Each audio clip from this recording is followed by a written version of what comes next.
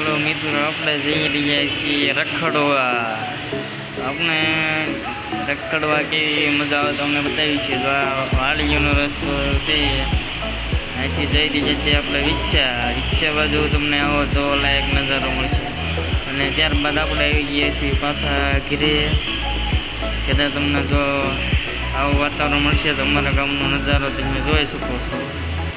ત્યારબાદ જો આ વાવાઝોડું આવ્યું હતું તેમાં આ ઘઉં જો આડા પડી ગયા હતા. ત્યારબાદ આપણે પાછા બીજા દિવસે વિચ્છા નિશાળે જઈએ છીએ.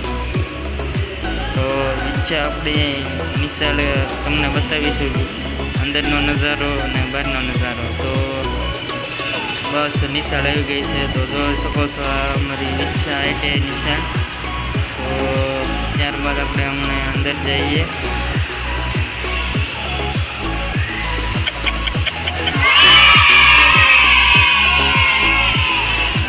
આપણે આઈટીઆઈમાં કેવો કાર્યક્રમ થાય છે એ તમને બતાવીશું.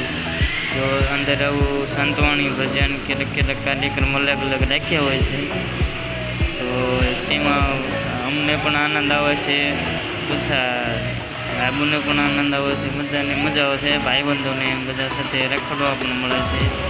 તો આપણે તમે જોઈ શકો છો કે બ્લોગમાં તમને સારો લાગ્યો તો લાઈક કરજો, કમેન્ટ કરજો અને સબસ્ક્રાઈબ કરજો. હવે ફરી આપણે